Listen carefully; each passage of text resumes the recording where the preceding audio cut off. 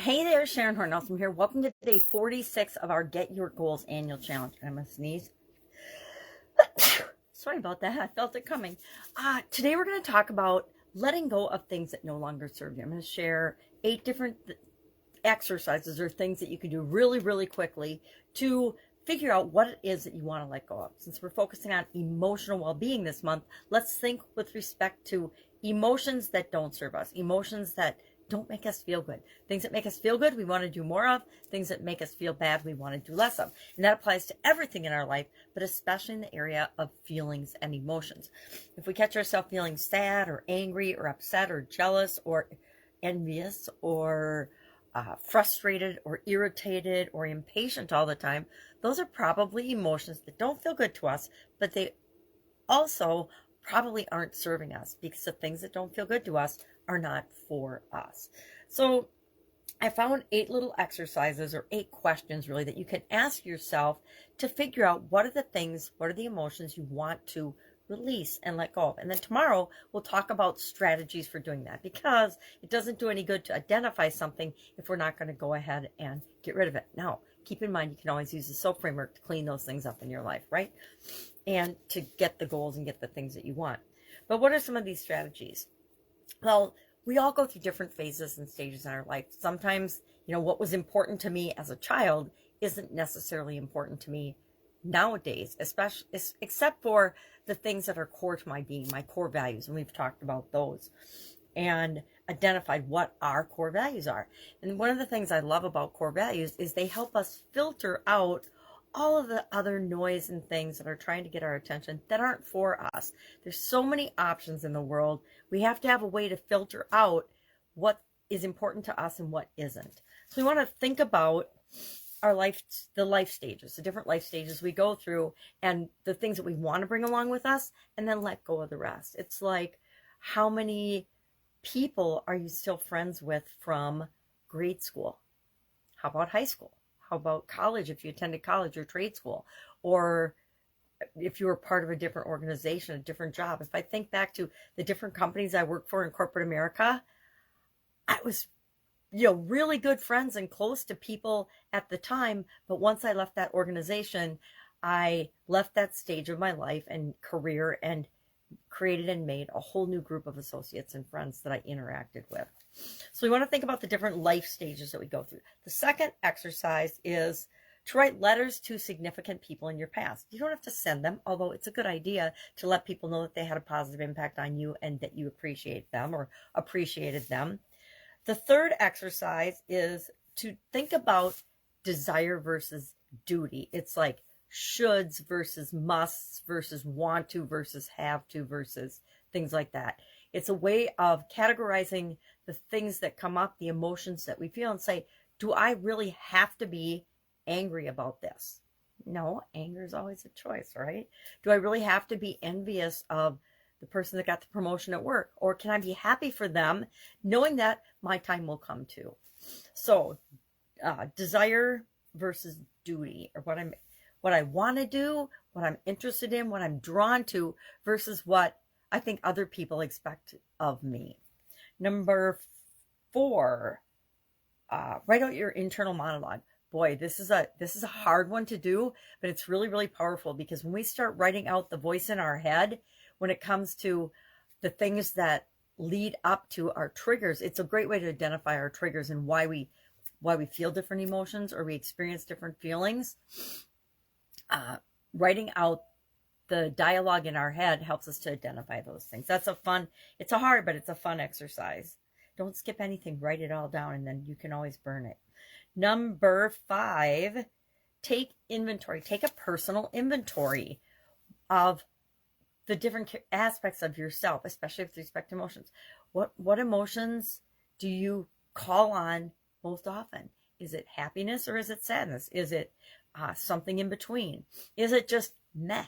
Are you just blah, middle of the road, average about everything? You don't feel strongly one way or another. That's an indication that things aren't really set up for you as well. So take an inventory of your skills, your abilities, your likes, your dislikes, everything in your life. your assets, your liabilities, everything that makes you you right now. And remember, the you are right now isn't the you're going to be a year from now, right? Not necessarily if you choose to make changes and things. So take a personal inventory. Number 6, focus on the things you love and realize it's absolutely okay to say no to and choose not to participate in the things that don't feel good to you and the things that you don't love. And there's things we like, there's things we tolerate, there's things we absolutely love and are passionate about. There's things we really can't stomach and can't stand. And I hate to say hate, but we hate. Number 7, that was a very long drawn out, I apologize. Weed your garden, meaning, and this is a tough one for most of us, pluck out the things that no longer serve you. That means negative habits, negative people, or people that make you feel bad or less than or not good enough or in any way, shape, or form negative. Weed those things out, weed those people out. And by weeding, if they're your, family members or significant other, you don't necessarily kill those weeds with weed killer, but you choose to participate less with them. You don't spend as much time. You don't pay attention to the things that they say that affect you negatively, etc.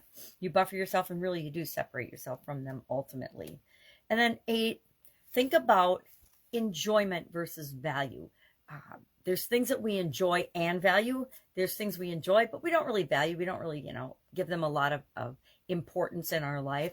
And then there's things that we value very, very highly, but we might not enjoy. I value having a clean and tidy environment, but I don't enjoy I don't enjoy housework, for example.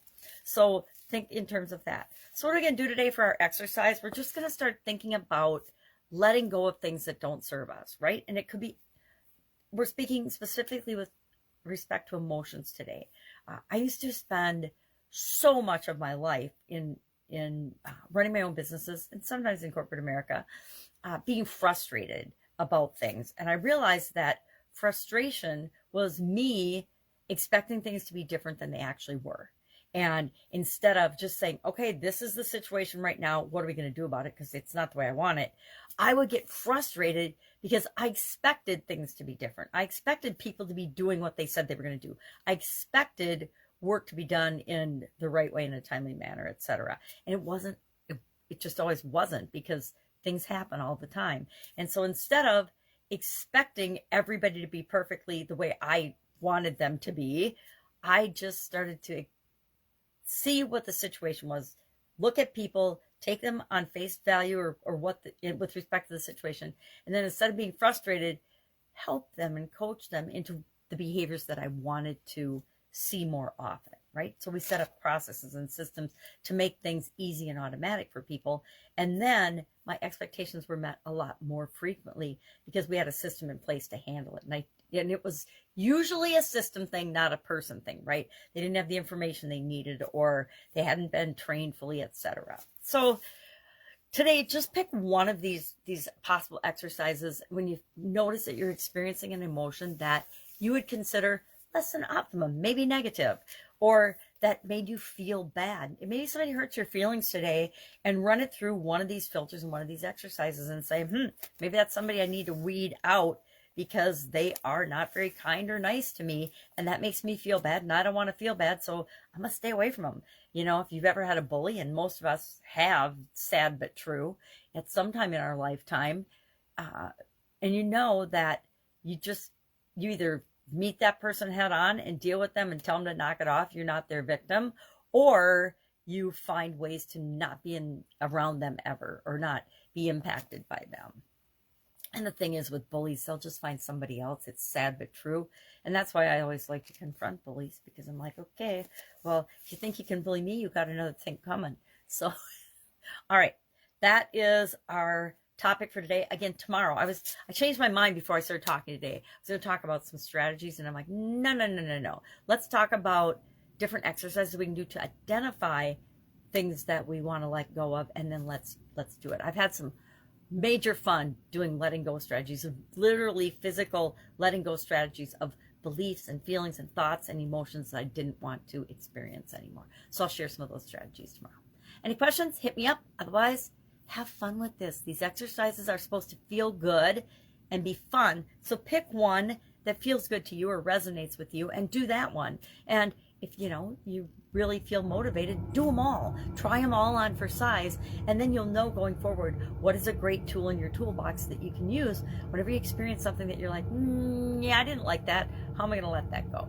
Because we don't want to bring those things with us. So often as humans, we take it and we have an experience, and it's maybe a 30-second to 2-minute to 10-minute experience, and we relive that literally hundreds or thousands of times in our mind. And every time we relive that, we reinforce the negative feeling that we had from it. Do we really want to do that?